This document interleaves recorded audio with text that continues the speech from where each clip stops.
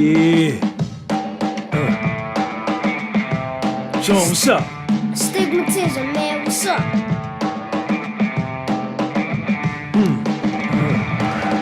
Do anything. Yeah, do anything. Okay. Do anything. What is it, man? Stigmatism in my soul. Okay. Got it, man? Do anything. Anything? Anything. You sure? Put your mind to it. Do anything. But what if it's hard, though, man?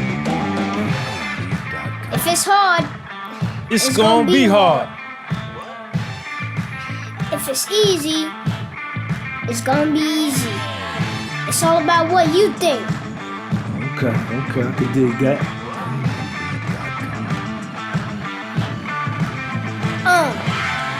Love you, Sean. Me too. All right, y'all, we live and direct, man.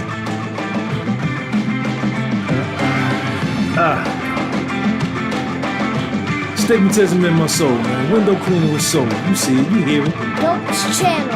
Dopest channel on YouTube.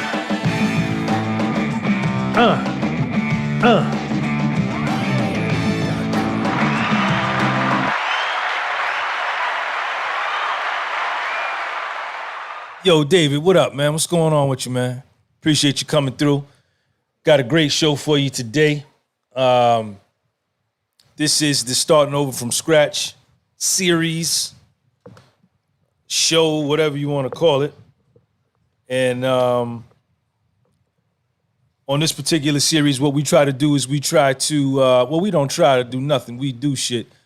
We demonstrate and we show and we exemplify that you can start all over from scratch, that you can start over. And maybe you don't have to start over from scratch. Maybe you still got something left. You know, maybe you didn't lose everything. So, you know, in that case, be grateful for that, because there are some situations where people have to start all over from scratch, man, from nothing. And today I got a dope show for us, man. We got, I'm gonna be calling my brother Troy. It's a brother I never met. He actually did some federal prison time with Kev, with my nigga Black, who I spoke to last week. I'm gonna probably be doing this show on Thursdays, man. So on Thursdays, you can look forward to the Starting Over from Scratch series, man. And, you know, what we're going to show, what we're not going to do is we're not going to celebrate federal prison. We're not going to celebrate incarceration. We're not going to beautify it. But what we're going to do is, you know, show that you can come back from anything. You can make a comeback from anything. And the dudes I'm gonna have on this series, man, a lot of them did a lot of time, decades in some instances or more, and they get out and they have nothing but their will to live and their vision that they've been nurturing for years as to what they were going to do upon their release. And the brother that we're going to have on here today, I'm going to let him tell you, but he's built an extraordinary business. He's a hell of a businessman, and he started over from scratch, man. So that's what we do, man. I said astigmatism in my soul.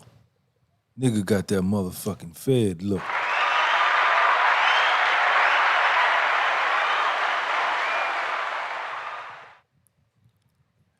Y'all know my story already. You know I started over from scratch. But you see the title on the screen. You see New Jersey up there, because that's where I'm at. That's where I'm from. I grew up here in Jersey. It's where I grew up at. Right here in the area where they filmed The Sopranos. All of the areas where they filmed The Sopranos, this is where I grew up. True indeed. And I grew up around a lot of Italians whose family members were connected people, real wise guys. True indeed, believe that. Sopranos was a TV show. I saw it in my real life.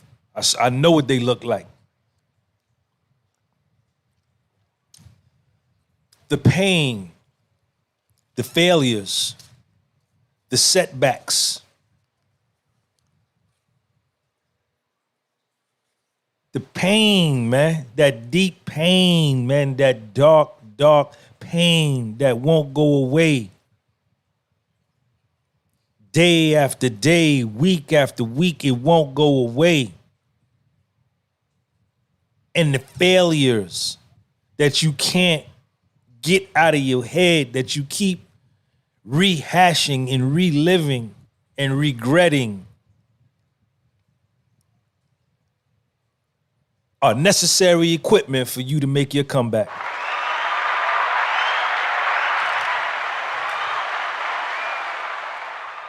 But yo, Sean G, how can you say that? Man, there's something mystical about pain. Pain is a motivator.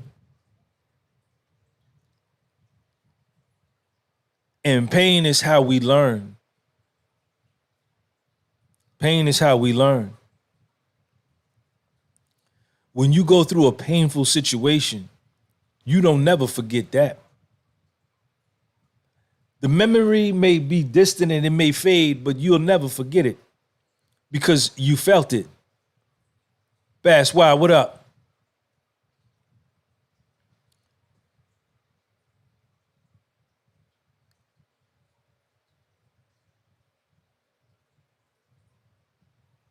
You need that. You need that.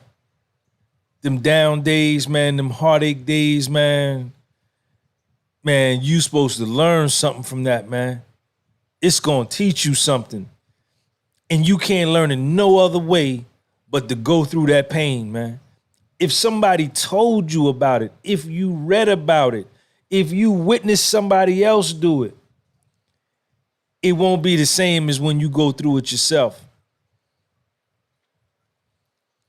And you won't be able to see and you won't be able to appreciate and understand the benefit of the pain that you're feeling right now in the moment while you're feeling it. It'll be later on down the line and it'll just come to you one day and you'll be like, damn, now I understand why I had to go through that. You know, that situation helps me avoid this situation right here. That painful experience got my antennas up for this new experience. I know what to look for. You know, don't be ashamed of your pain. You ain't the only one that done felt pain. You ain't the only one that done felt pain. Don't be ashamed of your pain, man. I said astigmatism in my soul. Don't be ashamed of your failure, man. I said astigmatism in my soul. And don't be ashamed of your setback. Don't be ashamed of you, of your life. Don't nobody get around this part of life. Man, don't nobody get around this part of life.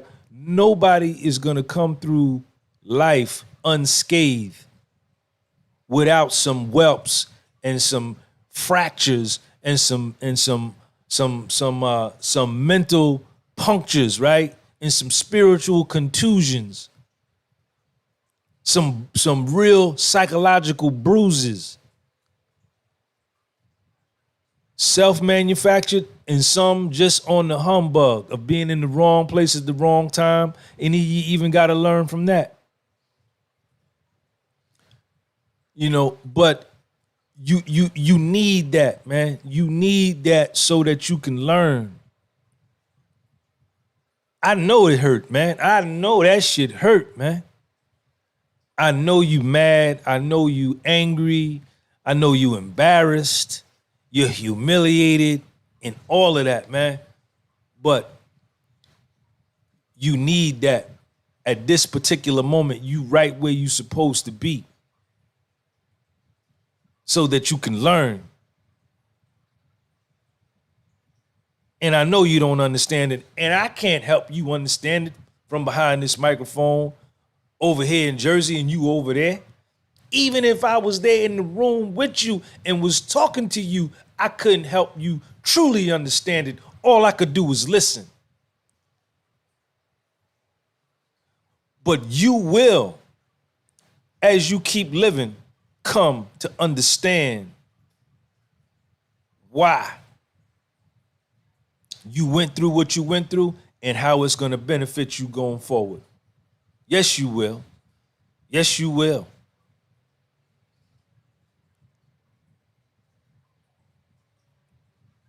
Pain shared is pain lessened. Call your homeboy. Don't talk to your woman about your pain. I don't believe that a man is supposed to talk to his woman about how much pain he in and how hurt. Nah. If you crying to her, then what she needs you for? You the man. You supposed to be the backbone. You don't show none of that to her.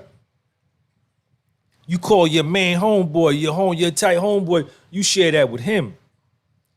You always show strength around your woman, always show strength around your lady. Don't never show no weakness around her. Then what she got you for? They don't respect that. Don't let them fool them, devil. Fool them, devil. I said astigmatism in my soul. They don't respect that. A woman want a man. And you got to be a man for 23 hours, 56 minutes, and 4 seconds every day that you with her. She comes to you with her whining and crying. She comes to you with her worry and anxiety. She comes to you with her tears. She comes to you with her heartbreak. You don't go to her with that. You don't go to her with that. You don't go to her with that. Nigga got that motherfucking fed look. She come to you with that.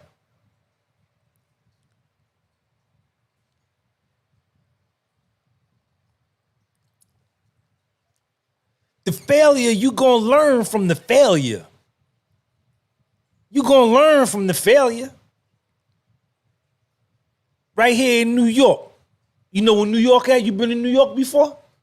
You been in New York before? When you went to New York? Last year. That ain't no real New York. I'm talking about New York in 84. You was in New York in 84? 82? In the 80s? Yeah, that was when New York was New York. Shit ain't New York no more.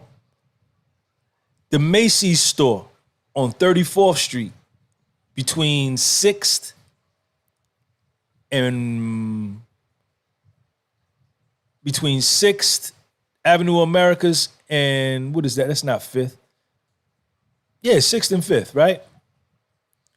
The largest department store in the world. It takes up 1 square block from 34th Street on 6th Avenue all the way over to 5th Avenue, the whole block. The RH Macys store has failure written all over it. So whenever you go to your mall and you see Macys, you remember this story if you don't already know. Some of y'all probably already know. But the dude, RH Macy, came up with an idea to put this big department store in the middle of Manhattan. And it was going to be a block long and a block wide, the largest department store in the world. The store failed. He went bankrupt 7 times, man. I said astigmatism in my soul. The store failed 7 times straight. He lost all his money 7 straight times. Now, could you imagine the gossip about this man from the people close to him, his fake friends, his fake family, fake acquaintances, the gossip that they was putting out about him. Oh man, he's so stupid. He dumb. Man, that shit, it ain't gonna work, man. I don't even know why you doing that, man. You know they go. And even maybe some of his closest homeboys, some of his bankers that he was tight with that really loved him and was true to him, probably told him, say, hey, man, you got to, man, this ain't gonna work, homeboy. You got to try this up. You look at you done lost all your money, man. You got family, you got kids.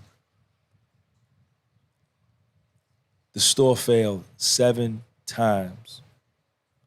Could you imagine how much pain that this man was in?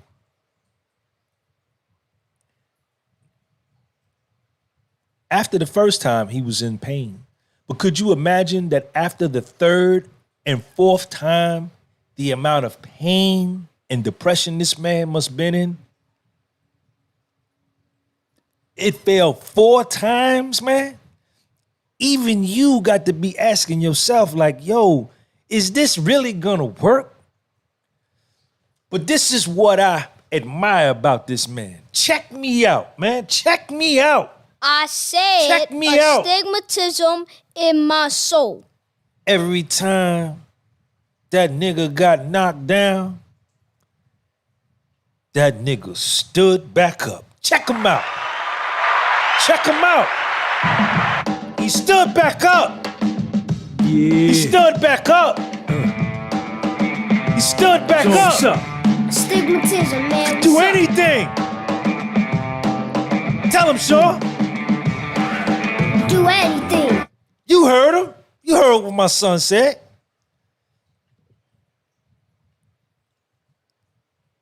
And on the 8th try, it worked. And the store is there right now. It's open. Whenever people travel here from all over the world, they want to go to Union Square. Is that called Union Square? No, what is that called? Whatever area that's called. It's right there by Madison Square Garden. They want to go there. I want to go to the Macys store. I want to see it. The Macys store is here. Madison Square Garden is right across the street. The man got it right on the 8th try. The pain that he felt after the 2nd try, the pain that he felt after the 5th try, the pain that he felt after the 7th try was necessary equipment for him to make it work on the 8th try.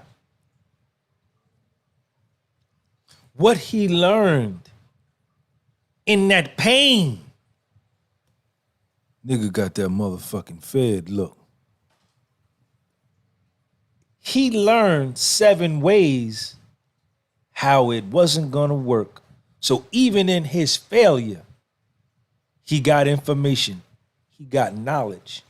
He said, man, this shit done failed 7 times. Well, I know I'm definitely not gonna do it the same way I did them 11 times. I got to do it a different way. I got to come up with something different. I got to come up with a different plan, a different method. I got to develop a different attitude. I'm on my own. They laughing at me. That's all right. Let them laugh. But I'm finna try this shit again.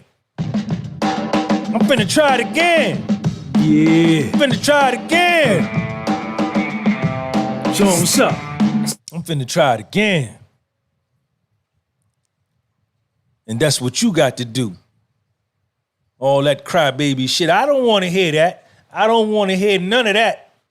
I don't want to hear that.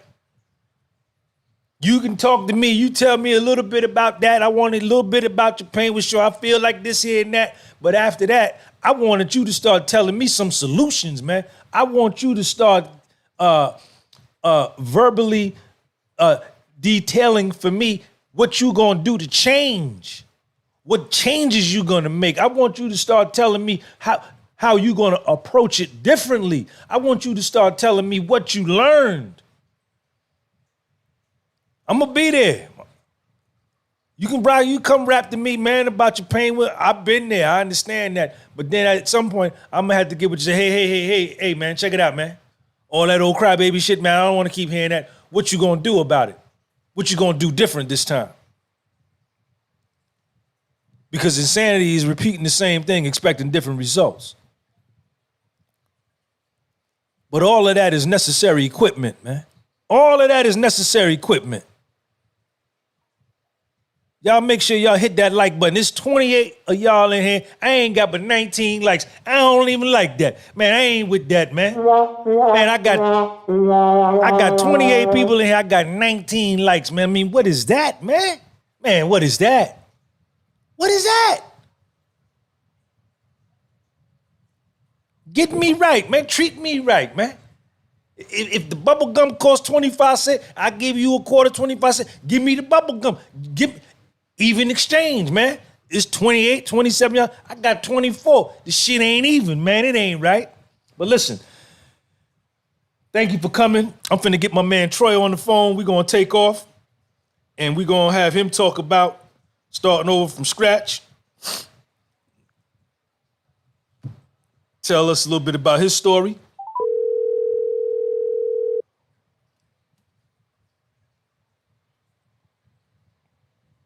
Thank you for calling. This is Troy Parker, currently. Oh, come on, man. Don't do it like that. Don't do it like that. Hold on.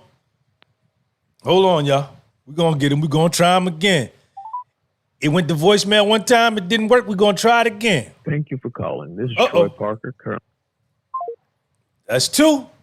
That's two. That's two. Let's try it one more time.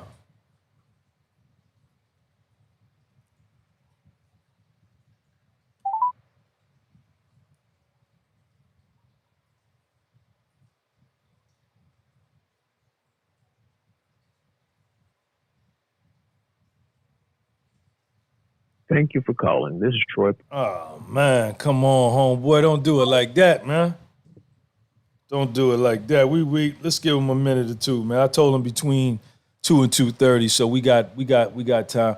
What's going on with everybody, man? Welcome to the podcast with Soul. Thank you for coming through, man.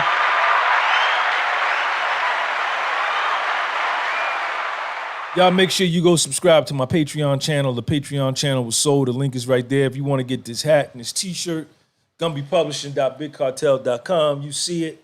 We live and direct.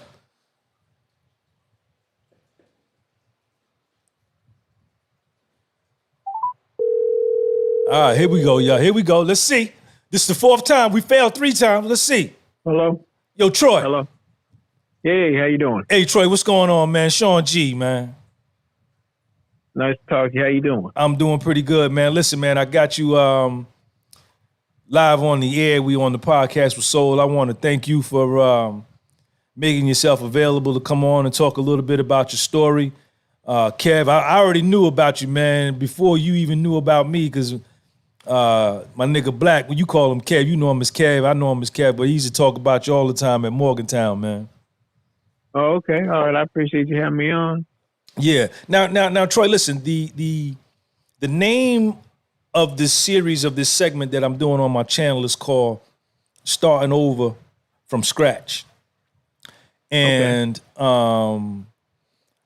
you know, I did some federal prison time. You did some fed time. You know, Kev did some fed times. And we know the story. We heard the story. You know, people end up going to prison, and some people have money and property and things waiting on them on the outside, and then, you know, some of us unfortunately don't. And I was one of them. I didn't have nothing but $1,900 when I got out, man, and I started all over after having lost $1.2 million net worth.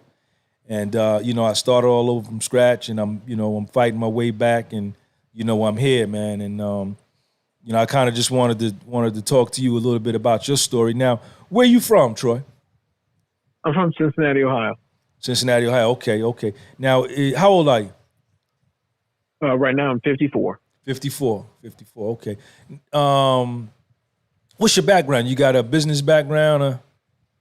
Yeah, I had a business prior to going to prison. I had we did more so office cleaning, and we did a little construction cleaning. And then I started getting bank loans to finance the business, and I basically started inflating my assets to get higher loans. And then, I'd pay the loan, but I would use the excess money to lend to other businesses like a hard money lender. So in my case, it wasn't like I got the money and just took off with it, but I just, I'd say I had like $1 million worth of assets and get a loan, but really I only had maybe like $200,000 worth of assets. Okay, so you were inflating the asset value of your loan application in order to get a higher loan. Right, get a higher loan amount, because you got $1 million worth of assets, and they lend you 80%. You can get like $800,000. You got $200,000 worth of assets, you ain't gonna get as much. So, and that's what got me into trouble. When they started looking, they saw that the underlying assets weren't there to support the loan. Okay. Now, Troy, so you were an entrepreneur while all this was going on. You were cleaning offices and doing construction cleanup. Yeah, I mean, I owned the business pretty much. I mean, my dad owned the cleaning service, so we grew up around it. And then when I went to college for 1 year, came out, I started my own little business. I think I've only worked like 2 places my whole life, so I pretty much have always been around, business, like either owning a business or my dad owned a business. So that part came kind of like, natural to me. Okay, so Troy, now how old were you when you caught your case? You caught your case in Cincinnati? Yeah, caught my case. Well, here's what I want mine. First, what I did is I did what's called factoring. I had a large job at Procter & Gamble that we did a final cleaning. I think it was in 1995, and it was like $1 million contract. Then they built a second building, and we were going to get that. So I had given a factor, and what a factor does, he'll take an invoice and give you 80% of it, and then you're able to cash flow your business, and then when the invoice pays, you pay the factor back. Well, I gave the factor an invoice for this next phase, thinking we were going to get it, and they financed it, but then they found out we hadn't started the job. And at that time, I had an older brother who worked with me. I had said, we'll just wait till we start, but my brother had said, go ahead, let's finance it. So we got $800,000, and the owner of the factoring company found out, hey, they haven't started yet, so he wanted his money back. So I had gotten $240,000 of it, and I gave that back. But I had a previous factoring company who they paid off $400,000, and he wasn't going to get the money back. So they called the FBI, and it kind of didn't do anything for like 5 years. Nothing really happened. I settled with the factoring company, started paying them back, and then like a week before statute of limitations, I got indicted. What was the charge? And that was wire fraud. So then I did 30 months on the wire fraud, but in the 5 years that I was, working to pay the factoring company back, that's when I started making the fraudulent loans, because the first one I did was to get money to pay back the factoring company. So I got a $100,000 loan, lied about my assets, settled with the factoring company, and then I continued to do it. And then plus, I was doing other stuff. I was living above my means, spending money I didn't have. So, it wasn't all just, I wasn't no choir boy, so I'm not going to pretend like I didn't do it. But then, so when the feds came in and got me for the wire fraud, they started looking at the bank loans I had gotten over that 5 years, and they said, well, hell, he committed bank fraud. So at my sentencing for the wire fraud conviction, they were just going to add it on and say, okay, let's give him 5 years. But we fought it, and since the guidelines were in jeopardy, they weren't sure if they were going to keep him. The judge said, we'll leave that out and just sentence you to the wire fraud, and gave me 30 months. In hindsight, I should have took the 5 years and went on my way, but I thought I was smart. I got 30 months, went in, did my 30 months, got out, started my business up for like 18 months. Then I got indicted with the bank fraud and then went back to jail. Wow. So instead of you had the opportunity to run them together. They wanted Yep. They wanted to take care of both of them at the same time, but you was like, nah. Right. And they let you go do 30 months, get out, stay out 18 months, and then re-indict you and put you back in prison. Right. And then we tried to argue, like, wait a minute, I've already went to prison. I kind of, you learned your lesson for both. But the judge had said at the sentencing, I'm not going to count the bank fraud.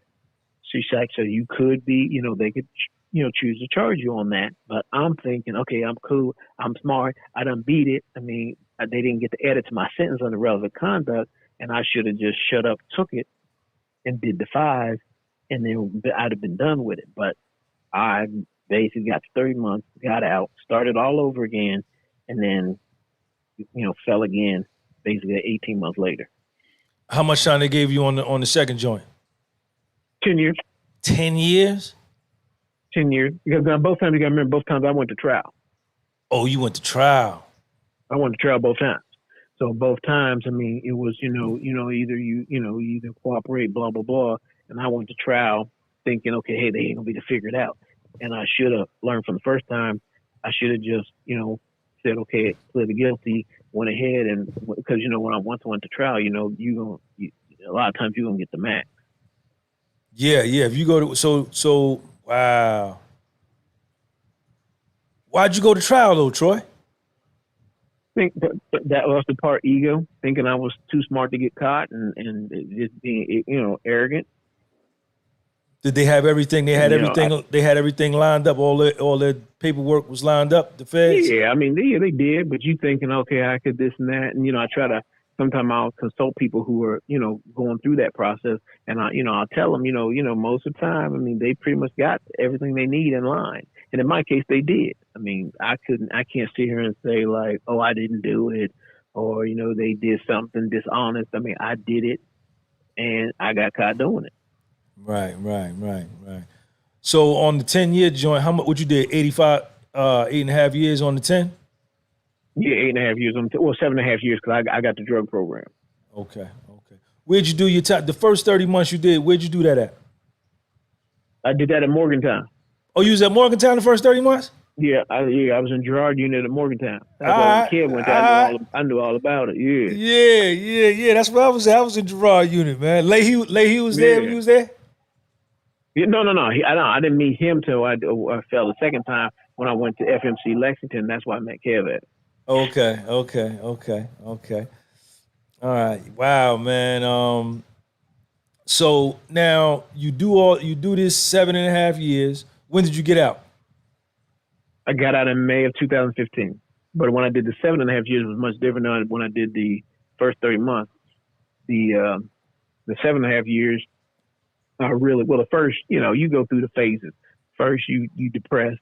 Then you pissed. You mad at the lawyer, the judge, everybody. Then after time, I started really looking at like what got me here. And then that's when I start seeing, my behaviors, my thinking and whatnot. And then that's when I really start working on myself. And Kev will tell you, I mean, I would probably lay in that bunk maybe 2-3 times a day for an hour just meditating. And I would, me and him, read books. I was either reading or meditating or working out. Meditating on what? Meditating on what, Troy? Basically visualizing, seeing the business that I want right now, seeing it, seeing, people come to me, my administrator, come to me saying, hey, I got, $5,000 in checks. I would see, vans, like now we got 10 vans that we move the employees around, because we deal with second chance people. So I basically visualized what I wanted to do before I got out of jail. While you was in the joint? Yeah. Because my whole theory was they could have my body there, but my mind could go wherever I wanted. And to some people, they'd be like, man, that's crazy. That's this. I mean, Kev will tell you. I mean, I would read every type of spiritual book and I put stuff to practice and whatnot. So when I got out, I had $500 and I went to the halfway house. Now, if you know anything about a halfway house, you ain't supposed to have no business in a halfway house. I took the $500, I incorporated, got my workers' comp, got my liability insurance, and made 500 business cards. And I started passing out business cards right downtown in Cincinnati. In 2 weeks, I had my first job, but I didn't have no damn employees. I couldn't type. I couldn't use a computer. I went to the public library and asked the girls at the desk to help me, like, how you set up an email and all that. When I got the first job in 2 weeks, a brother walked by me and handed me a flyer from the Urban League and said, hey, man, if you're looking for a job, we got people and we got a construction program. So I'm like, okay, the ancestors just blessed me. So I called him and I said, I need 4 people tomorrow It pays prevailing wage, $33 an hour. You have some people. He's like, yeah, I got some guys that just graduate. He said, I'll meet you. And I said, yeah, can you bring them downtown? He brought them downtown. They started working, but I had no money to pay them. I didn't have work the first week. I went to the customer. I said, hey, we're small, da-da-da. I never told anybody I was fresh out of prison because I was still living in a halfway house. He agreed to pay me every week. So we'd work a week, I'd bill him. The next week, he'd pay me. He paid me that next week. Troy, you there? Hold on, y'all. Troy. All right, hold on, y'all. We got cut off. Let me get him back.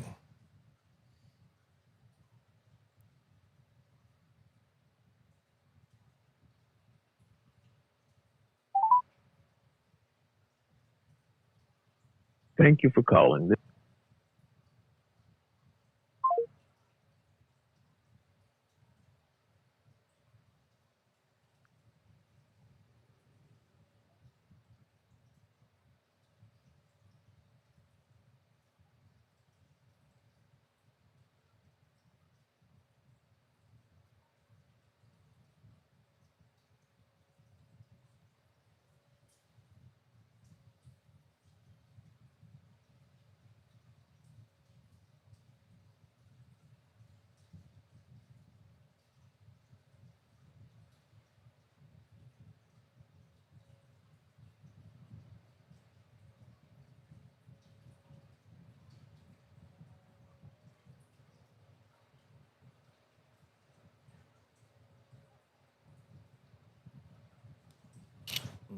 Come on, man.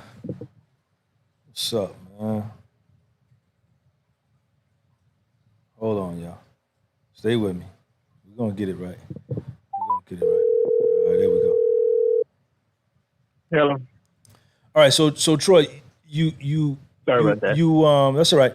You start from the part where you say the 4 guys you needed 4 guys and you hired the 4 guys. Start from there. Okay, I got the 4 guys from the Urban League, but I had no money to pay them. So, and then the job paid $33 an hour, so their paychecks were going to be huge. I went to the customer and asked the customer, can I bill you weekly?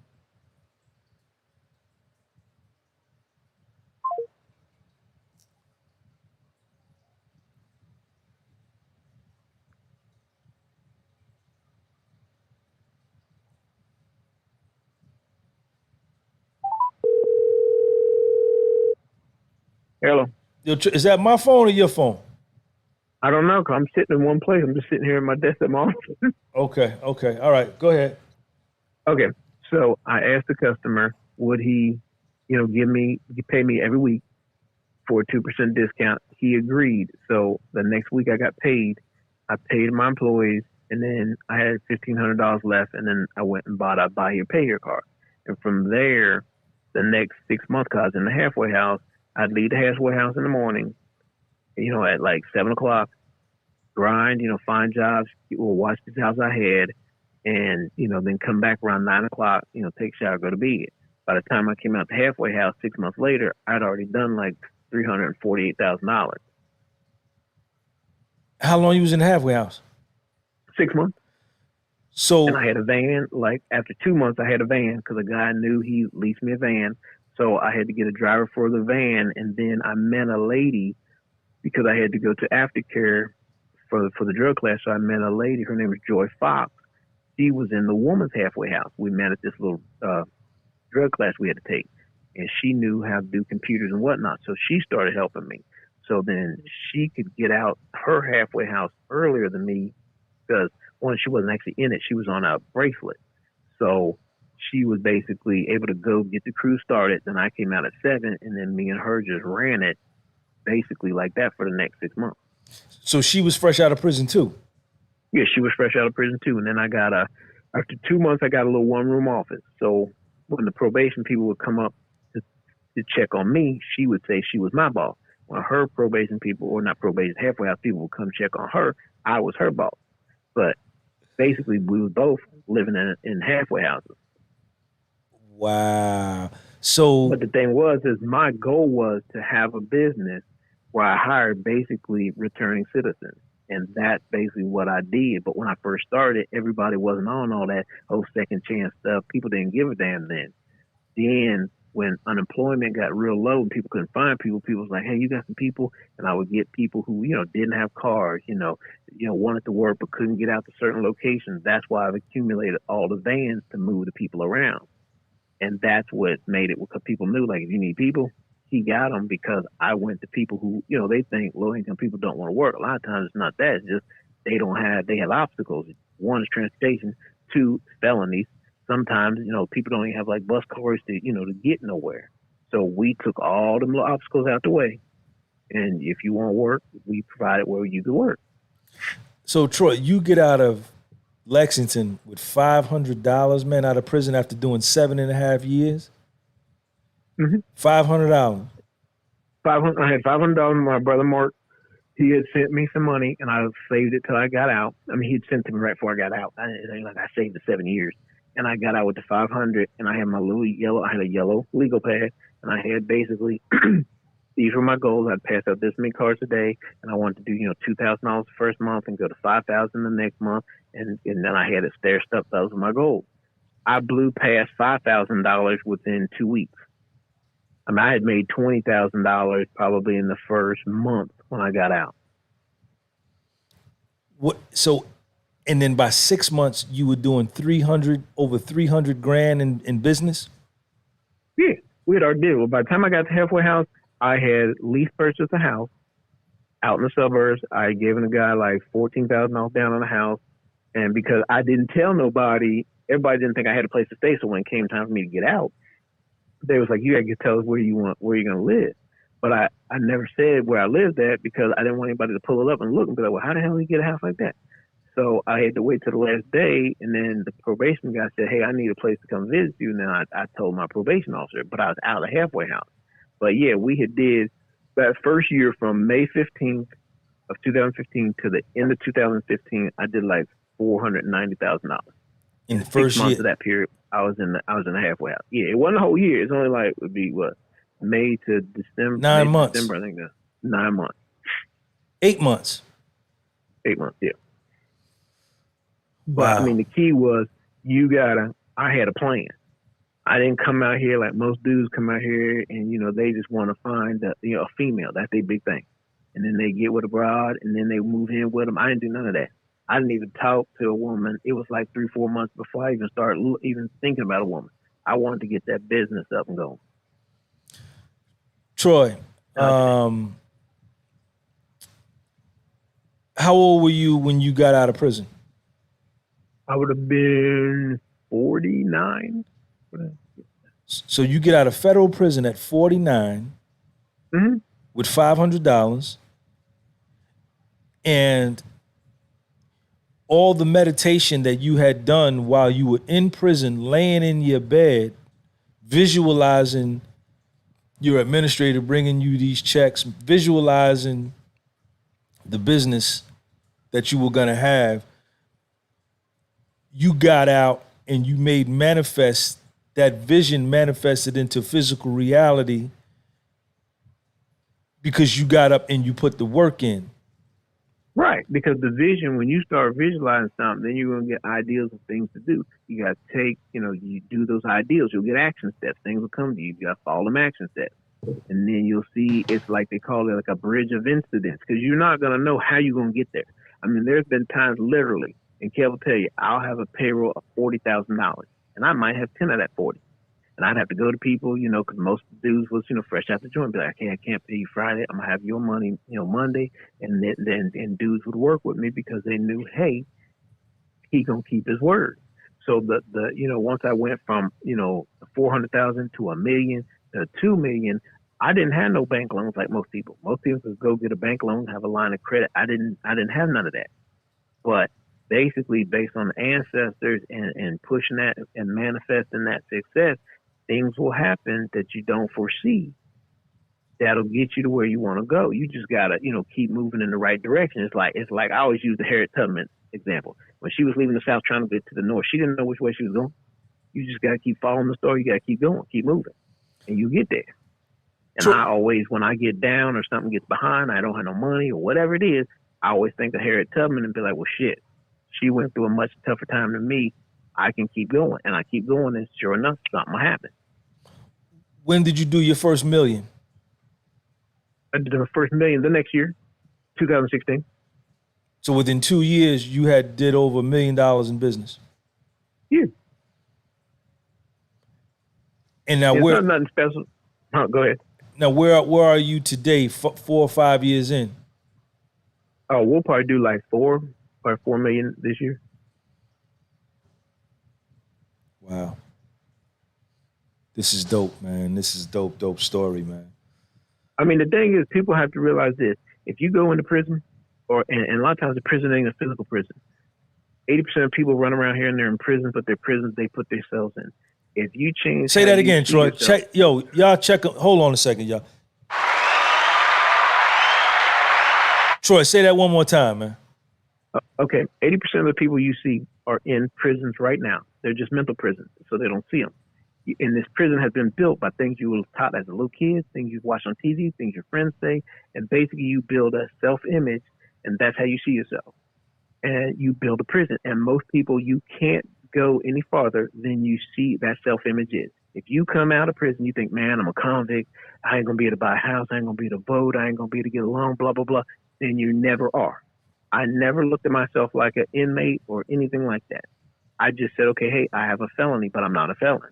There's a different meaning, because most people who say I'm a convict, I'm a felon, or anything like that, you put a ceiling on yourself, and you're never going to get above that ceiling. You have to change your self-image. If you go in as a dope boy, or you go in as an addict, and you keep calling yourself, like AA says, well, remember, you're an addict. Keep calling your ass an addict, and you're going to stay an addict, because you're telling yourself, because your subconscious mind, or whatever you want to call it, only hears what you tell it, and it's gonna reflect it right back. It's like a mirror. Whatever you put in front of that mirror is gonna come back to you. So if you say I'm a convict, then the only thing that you can do is what a convict can do, and you'll never get past that. And you'll always think the man's keeping you down or the system's against you, but all the time it's yourself doing it to yourself. Troy, how important is the conversation that we have with ourselves on a daily basis, man? It's the most important thing, because every day you're basically visualizing every day. I mean, a person can be driving down the road and a guy can cut in front of them, and then automatically, people don't even realize it, you'll start thinking real quick, I'm going to drive, I'm going to speed over here, I'm going to cut him back off because that dude cut me off, da-da-da-da. We go through these things every day, but people don't realize it. They're already visualizing. You'll go home, you'll be, oh, my wife's going to be mad, or my boyfriend's going to be mad, and we're going to have this argument. 9 times out of 10, they project and create the very problem they don't want. They create it themselves. Where that's why, I mean, there's one Bible verse that always says, think of what is pure, think of what is just, think of what is all these different things. Think on those things, but we won't. We will listen to music that talk about killing B's and H's, and then we'll, watch TV programs that personify the same, and then we'll go out, and then people will live out these things they see, because they've programmed themselves. And I always use this example. It's a good example.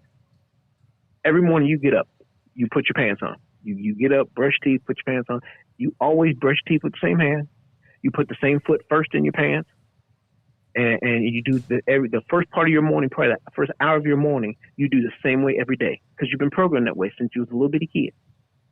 If you start right now putting the opposite foot in your pants, brushing your teeth with the opposite hand, and think how much time you have to think about it, because it's not going to come easy, then you'll be able to see how programming works. Because basically, once you get programmed, the program runs everything. You don't have to think about it. But when you have to think like, okay, I usually put my right foot, no, I got to put my left. Or I usually brush my teeth with my right hand, now I got to do it with my left. Do that for a month. And then you'll come back and be like, damn, Troy, I got to really think about putting them on my pants. People don't think. We know how to use our phones more than we know how to use our brain. And if you learn how to use your brain, there's nothing you can't do. Literally, there's nothing you can't do. Man, Troy Parker in the building, man. Troy Parker in the building. Now, Troy, you're a Black American male, right? Yep. Uh-huh. So you're a Black American male 2 federal felony convictions, white collar federal convictions, got out of prison middle age, 50 years old, 49, 50, started over from scratch, $500.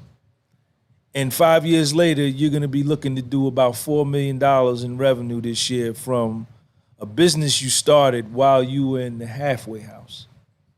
So, Right. so what's the excuse, Troy, for these people out here, man? You said what now? There's no excuse? No, what are the excuses? Everybody's got any, are there any excuses? There are no excuses. If you want something, if people would look at, and I use this with the males that work for me when we sit down and we have our little male meeting, and I do it with the females too, but a lot of the times we don't get as many females coming out as we do males. Most guys who come out of prison, and that's why I'm using guys for the example, put so much effort into getting the female. I remember in the halfway house, everybody got basically a smartphone. You weren't supposed to have a smartphone. You'll see guys doing 50 push-ups, taking, getting their profile pictures all together. They'll be writing these great texts out, to girls to put on their profile, all of that. If they put the same effort, and if you went up to these guys and told them you ain't going to get no girls there, if you would take that same effort and energy and put it into whatever else, whether it be a business, whether it be getting a job, whatever, you would never fail. But they don't make the connection. And that's the thing. People have the talent, just like I talked to guys who have sold dope before. I'm like, well, wait a minute. You didn't just get a dope away for the same thing that you bought it for, did you? And they'll be like, no. I'll be like, what'd you do? I said, you marked it up, right? I said, then you had distribution networks, right? I said, then you had marketing. You knew where your markets were, right? They're like, yeah. I'm like, that's the same thing a legitimate business does. So basically take the skill that you were using illegally and transfer it to something legal. But most people think because they got a conviction or did a crime, they stupid. They're just below other people and all these excuses. And they're not. They just got to look at it different. It's all how you look at something. It's perception. And if your perception is in a negative way, then that's all you're going to see. Wow, man, this is amazing story, man. Troy, now,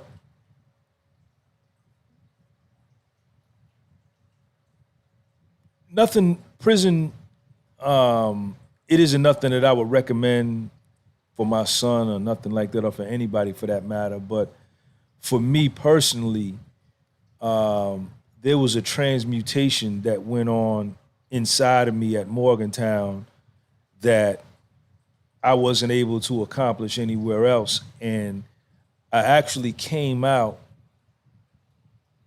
11 times stronger, more morally upright, a better thinker. I turned that situation into a benefit. I practiced some alchemy, right? I took a bad situation and I made it good. Talk to me about your prison experience and the Troy that went in versus the Troy that came out. The Troy that went in, I was like most people who, I had money. And they brought it up at my trial. They were like, I had 6 Bentleys and Rolls Royces. I had a home, over $1 million home. So I had all the accolades that looked, like, oh, he's successful. But then when I went to prison, I had to ask myself, okay, what did you really need all this stuff for? And what I did, and this is just my case, I had found, because of the way I was brought up, because my dad brought us up, we were like one of 4 black families in all white areas. And coming up like that, you're always, I was called the N-word I don't know how many times. Fighting in school was just the norm for me. But I basically had this thing of not being good enough. So I used material things to say, hey, I'm good enough. But the problem is I continued this through my adult life. So I would get a nice house, a nice car. And half the time I didn't even really like the stuff or enjoy. So first, my transformation was, one, I had to ask myself, why the hell did you do the stuff? Because you didn't really need it. So once I figured the why, that I was basically trying to, say I was good enough through the material things, then I had to get rid of that and just be okay with myself without nothing, and which is easy to do in prison because you ain't got shit. Once I was at peace with not having, came out, it was much easier. Where now I can buy what I want to buy now, but I always ask myself before I do something, why are you doing it? And I don't care if it's you going to the strip club and you trying to make it rain. Why are you doing that? What is it you're trying to do? Because everyone does something for a reason.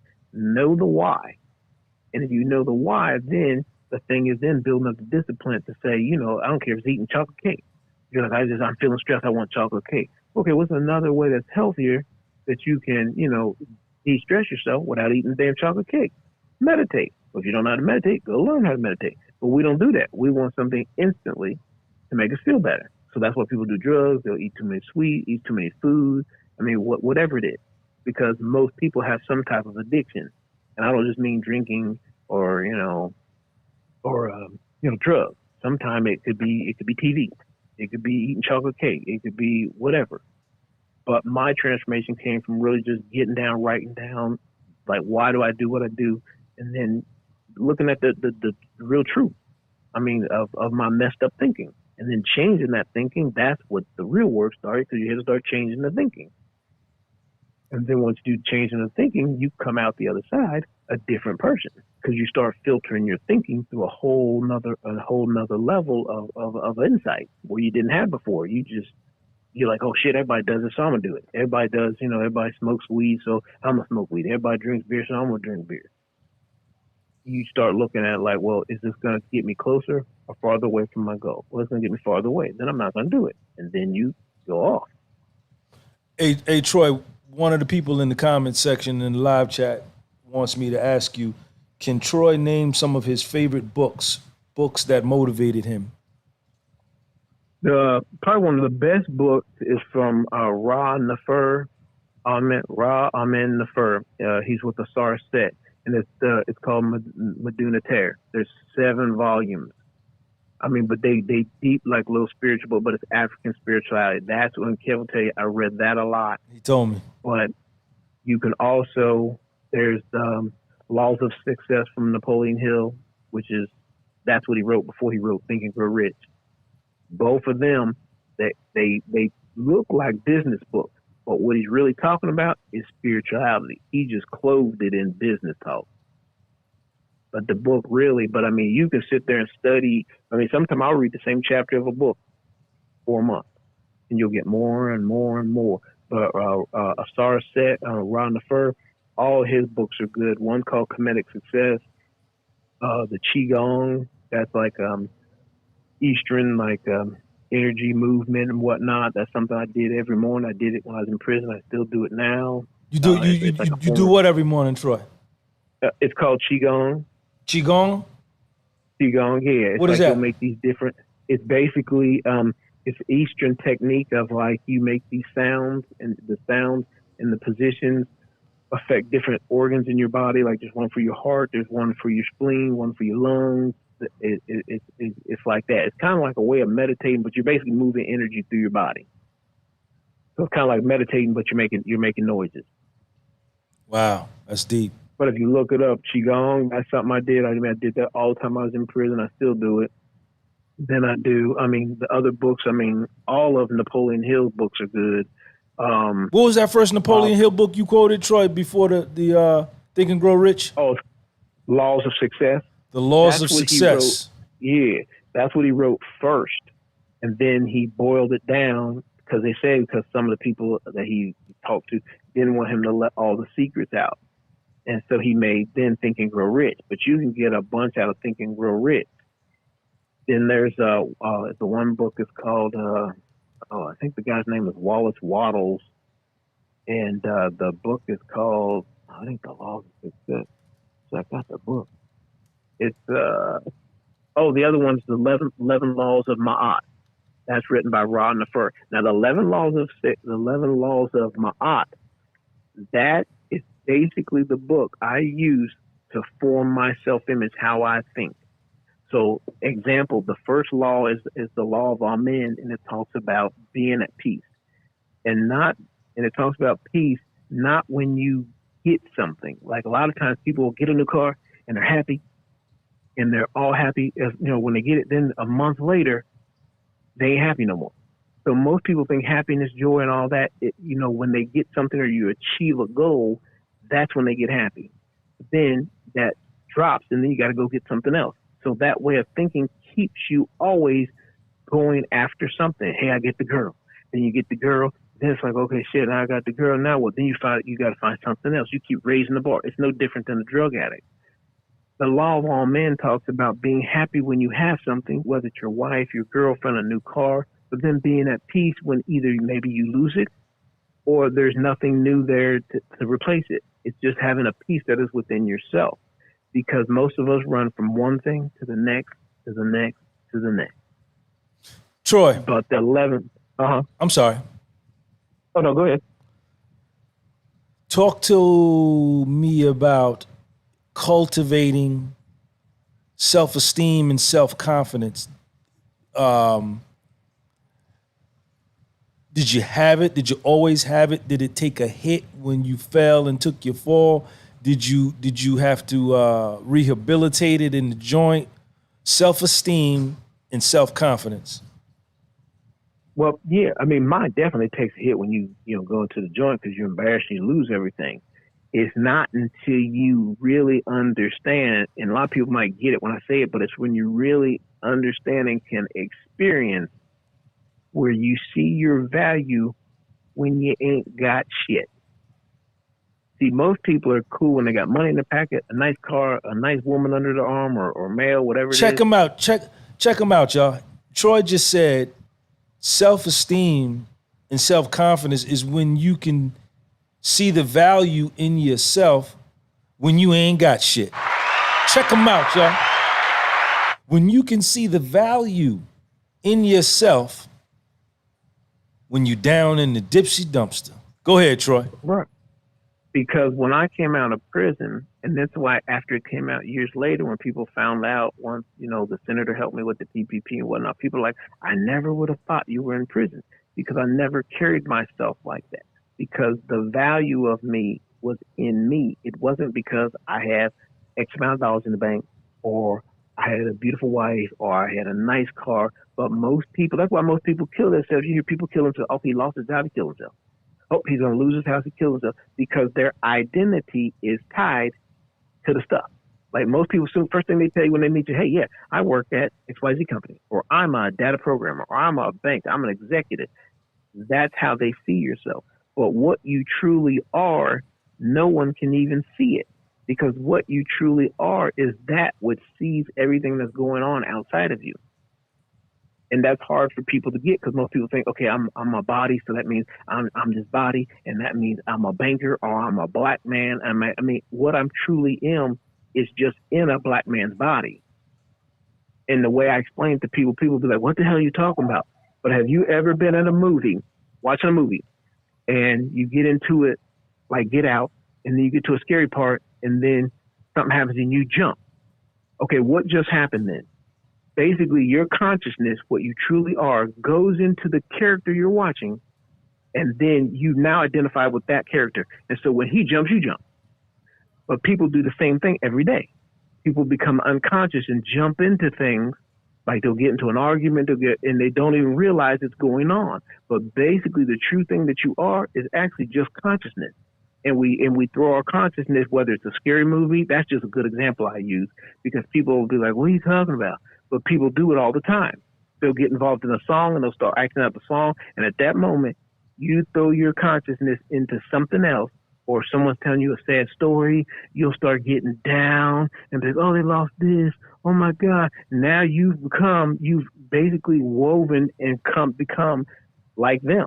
You basically put your consciousness in them, and now you're feeling what they feel.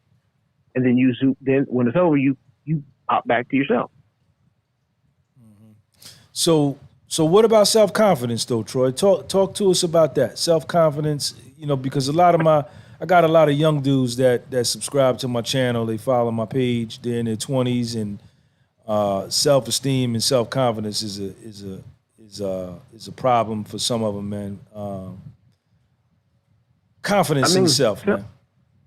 I mean, the confidence in self. I mean, one, confidence is like it's kind of like a muscle. I mean, and that's why I tell people, I'm gonna relate it back to goals. You gotta have goals. And I'm not saying, I mean, I always tell people to have the big goals, the medium goals, the small goals. Your self-confidence is going to be built the more you achieve in life. But if you're just out there drifting through life, not doing anything and letting life, a lot of people just let life take them and they don't really live life. Life just lives them. As you create goals and reach goals, your self-confidence is going to build. It's like a muscle. And, you say, okay, first I'm going to get a job. You get the job. Now you're going to be more confident. Now you know how to get a job. Then you say, okay, I'm going to get an apartment. And I'm talking more like guys who come out of prison. Then you get the apartment. You're going to have more self-confidence because now you achieve certain things. But even if you go to get the apartment, you say, well, okay, I'm having trouble because they don't want to, rent the felons. You always have to remember the law of basically opposites. If you want an apartment, there has to be an apartment for you. If there's an inside, there's an outside. So my thing is, it might not be that apartment, but then you keep trying. A lot of people just give up after the first 2 times, and they don't try. And then if you keep trying, I mean, I don't know how many times I've been told no. I mean, I was told no about this, no. And then eventually you get what you're after. And then that's how you build the self-confidence. Most people don't have self-confidence because they quit. And all that's going to do, every time you quit, all it does is make it easier. The next time you need to quit, you'll be able to do it easier. And it lowers your self-confidence and your self-esteem at the same time. Yeah, and then it lowers your self-confidence because you're going to come back and be like, I never can achieve nothing. I'm always, I always fail. But had you kept trying, you would have succeeded. I mean, because sometimes you don't get it the first time. I mean, sometimes it's the 5th, 6th, 7th, 8th. I mean, hell, I've been told no so many times about different stuff. It ain't funny. Hey, Troy. Talk about, in the joint, there's a lot of nonsense and buffoonery that goes on. There's a lot of distractions and activities that waste a lot of time. Just a lot of wasting time. You didn't partake in none of that while you was down? No. I mean, basically, I came out usually after 4 o'clock count. I got to TV, and we usually watched Law and Order up until Chow, and then we'd come back, watch the nightly news, and I went back into my room, and then I would read. So you pretty much stayed in your room all day? No, I mean, I would go out on the yard. I'd go to the library. I'd help guys with their cases because a lot of guys you see come in, they don't know how to read. So there's an older guy named Gary Knox who taught me how to do like paralegal stuff. So me and him would work together on stuff like that. So I would do other things, but did I sit and watch BET and Housewives and stuff like that all night long and sports? No. And that's why you'll find a lot of guys go to prison. They sit there and they, do their little job that they don't get paid nothing for, and they come back to the unit. They'll watch BET, ESPN shows, and watch ESPN, watch sports, all that shit. And then if you want to see them scared, wait till right about 2 weeks before they're about to go home. These guys will look like they saw ghosts because they don't know what the hell they're going to do because they've basically been in there for 10 years, 5 years, whatever, and they ain't did nothing. So now they're sitting here coming out, and they used to come to talk to me and Ken. Well, man, I don't know what I'm going to do out here. I mean, I can't no job, but you've wasted all this time. Basically, just now, you could tell the latest rap song. You know the latest dance. You can say what's happening on Housewives of Atlanta. You know all the stats. Stuff. You know all the Kobe stats in the games, LeBron, his assists, and all of that. But you don't know what you finna do when you get out. When you go to R&D, right. You don't know what you're getting ready to do. Right, and then that's the problem. So we used to tell people, Kev would tell, man, you need to read. You need to this and this. I mean, I wasn't no great reader when I went to prison the very first time, but a guy told me to get a dictionary and start reading. Every word you don't know, look it up. And I did that. So by the time I got to my second bid, I read all the time, but like a lot of African Americans and other races too, they don't read. They don't read. Everybody wants to do everything on their little phone. They post all this stuff on Facebook. And you should get all these people posted on Facebook. And that's the same thing I was talking about earlier. People want to live these fake lies and put it out there for people to look at. Like, why do you give a damn that everybody, your Facebook friends, know you are doing whatever? And you have to ask yourself, why is that important to you? And that tells you what drives them. So I learned from the book I told you about, the Meduna Tear, you'll understand and you'll be able to tell what a person will do before they do it. I can tell what a person's going to do before they do it, because all you have to do is look at how they program themselves. So that's why I knew if somebody come up there, if Junebug come up there, turn the TV, I knew how the three dudes in the TV room, how they gonna react. This one's gonna go back to his cell. He ain't gonna get into nothing. This one's gonna jump up and start something. You'd be able to tell. And basically, it always proved true, because people, after a while, they're just like robots. They don't think. Troy, what about the workout component that you participated in the joint, and did you bring your workout regimen home with you? Do you still work out? Yeah, I mean, basically, I used to get up every morning at usually around 5 o'clock because it was dark, and I would go out in the hallway, and that's why I do my Qigong. I'd stretch, do yoga, and I would do push-ups. Then once they open the units up and whatnot, I would go out on the yard, walk. And then I would do weights. Me and Kev would work out sometimes, and or I'd walk and do pull-ups and push-ups. So I always stayed active. And then when I came home, I just kept the same thing. You still work out? Yeah, I still work out. I mean, now I just go to LA Fitness and work out, or me and my wife walk. So I mean, I still work out. How? Because it's the whole mind body thing. You can't do the mind and not the body. You can't do the body without the mind. But you got to do both, because it's a unit. Yo. I mean, if the body's jacked up and the mind's doing in good shape, then okay, you're gonna have a messed up vehicle. And if the vehicle good but the mind's stupid, then it's not gonna work. I mean, so you hear a lot of guys came out, they were bigger than me. I mean, 'cause I'm not that tall. I'm only like 5'6". But you see these dudes that they're huge. They were huge in the joint. They this, and they run stuff and whatnot. You see them on Facebook now. One, they half the size they used to be. They work in some little job, but they work one muscle, not work the brain first. You're gonna work work the brain, not the body. My man. Because once you work the brain, you're gonna take care of the body. It's gonna take care of the body. But if you do it vice versa, everybody wants to work the body. I'm gonna come out, man. I'm gonna be looking so good. These girls gonna be on me. And the thing is you'll get a bunch of girls when you get out. But the problem is most women, after a while, you got to do more than just, what most people are thinking. They think it's all about sex. You got to be able to take care of the woman. So, okay, the good sex will last the first 60 days. After that gets old, now who's going to pay the rent? And that's what a lot of people don't do. They'll move in with somebody, and then sure enough, I got employees now. They'll move in with somebody, and then 2-3 months later, then I got to get a place. She threw all my stuff out. Blah, blah, blah. I mean, it's always something. Yeah. Yo, man, Troy Parker in the building, man. Hey, Troy, man, I'm so glad that Kev introduced me to you, man, and I'm glad that you took time out of your day to come on my show, man, and tell your story. You got an amazing story, man. Michael Bernard, one of the dudes in the live chat, says, Sean, this is one of the best shows ever. Thank you.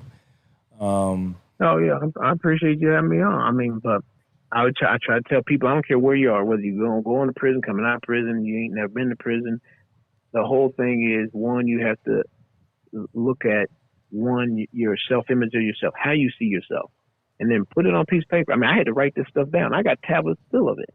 I mean, I wrote down like how I saw myself, and then once you see how you honestly see yourself, then look outside at your life, what's going on in your life, and you'll see they correlate.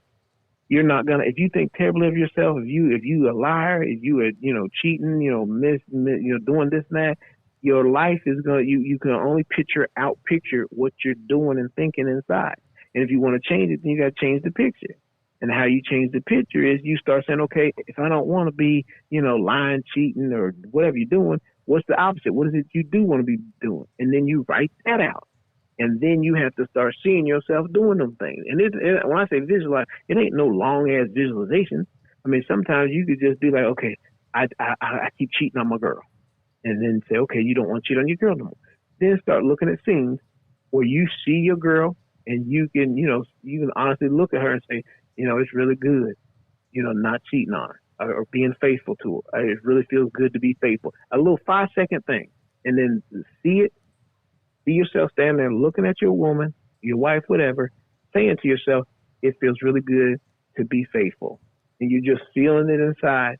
And that feeling, next time you go see that lady that you get tempted to mess with, that's going to picture in your mind, and you're going to be like, no, I want that feeling, and you'll leave her alone. It's like these little scenarios you play in your mind. You don't have to play in the whole damn movie. It's like little bitty scenarios. Wow, dope, if man. that makes sense. It makes a lot of sense, but man. If you want to know more about it, if you read the books from Ron the Fur Amen, Madoon the Ted, that's where I learned it from. And a lot of people have said it a lot of different ways, but what you picture in your mind, you basically act out. And if you want to picture a different behavior, see yourself doing the behavior you want to do. If you don't want to lie, picture yourself telling the truth. And what does it feel like to tell the truth? And then it takes care of itself. You don't have to worry about how it happens. A lot of people think, well, how does it happen? Are you attracting it to you? Does it come from within? It doesn't make a difference. When you start the car, put it in drive, do you sit there and worry about, well, how exactly is this going to go down the road? No, you just know it's going to go. But just know when you put it in there, it's going to come back to you. Yo, yeah. Dope show. Troy Parker in the building, man. Troy, I want to let you know you got an open invitation, man. I hope you're willing to come back on the show at a later date, man, and talk to us. You got a powerful story, and I hope you come back, man. Okay, I sure will. I appreciate it. Do you want to promote your business, your social media, anything that you want to promote, man? You can go ahead and take off. You live on the air, man. Yeah, I mean, our company is Innovative Labor and Cleaning. We're located in Cincinnati, Ohio, 4903 Vine Street. I don't know if somebody in the Cincinnati area might be looking for work, need a second chance. The phone number is 513-818-8008. You can find me on LinkedIn, just Troy Parker. I put videos there usually every Monday. I'll have a Mental Health Monday video. A lot of times I'll have motivational moment videos, and it's more or less me talking about mistakes I've made and how I've changed different things in my life. Or I got a YouTube channel, Innovative Personal Development, and I got a bunch of videos there where I talk about, there's some of everything on there. So, All right. So Troy, you got to send me your YouTube link so I can put that link underneath the description on this video so people can find you. And your YouTube channel is called Innovative. Yeah, You broke up, Troy. Innovative Personal Development. It's something I made for my employees to they could go to and, look at videos about goal setting, different things, because a lot of times I used to do it when we'd have meetings, and I'd say, okay, you guys, write down your goal, your 3 top goals. And then we would have, groups about helping them reach your goal, whether, buy a car, get an apartment, have a house, whatever the goal might be. Okay. 513-818-8008. Yep, you got it. Okay. Innovative Personal Development on YouTube and on LinkedIn, just Troy Parker. Yeah. And anybody who is in Cincinnati area, Lexington, Kentucky, Lexington, Kentucky. Yeah, Lexington. Anybody in the Cincinnati metro area, if you're looking for a job, call my man Troy. Tell him you saw him right here on my YouTube channel, man. His phone number is there. And Troy, man, I'm gonna have you back on, man, because I like what you talk about, man. We're gonna keep getting busy, man. Okay, I appreciate it. You take care. All right, man. Peace out. Troy Parker, y'all. Peace, Troy. All right, peace. Bye.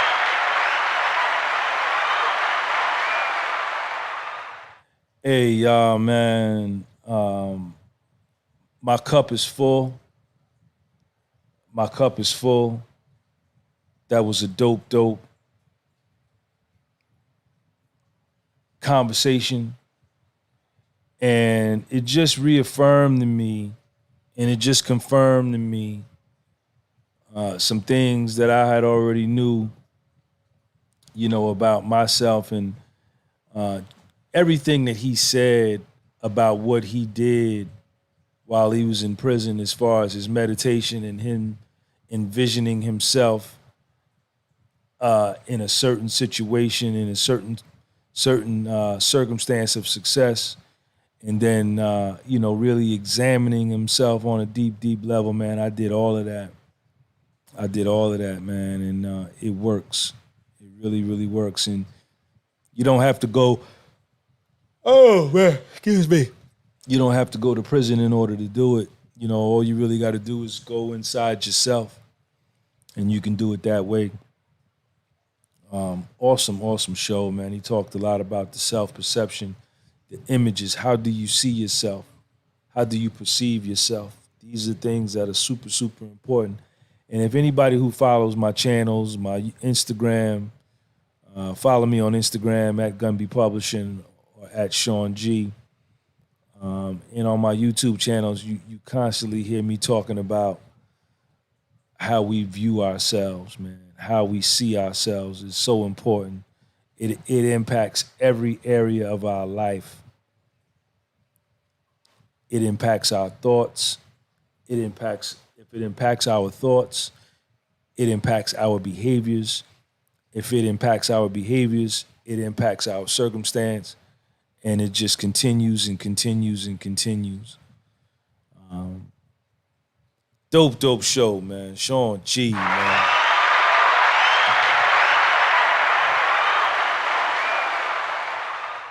Thank everybody for coming through. If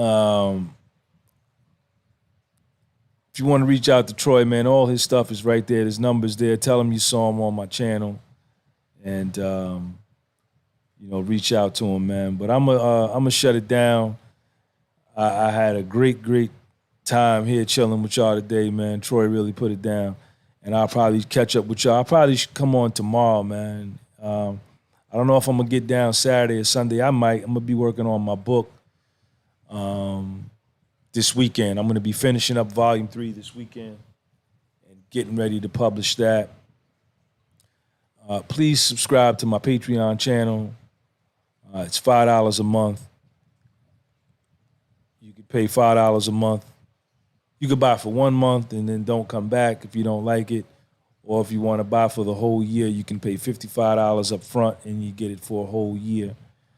We can conversate through direct messaging, DM on Patreon.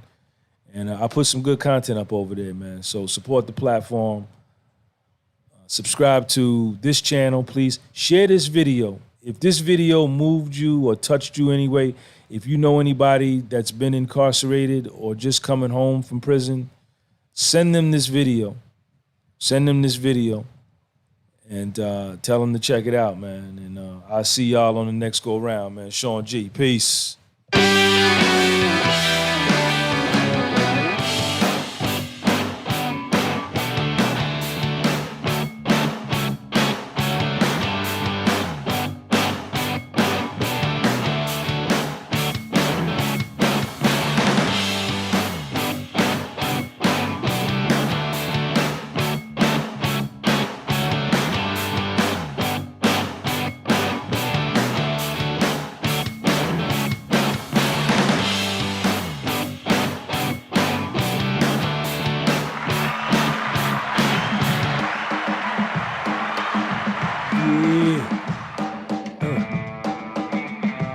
Sean, what's up? Stigmatism, man, what's up?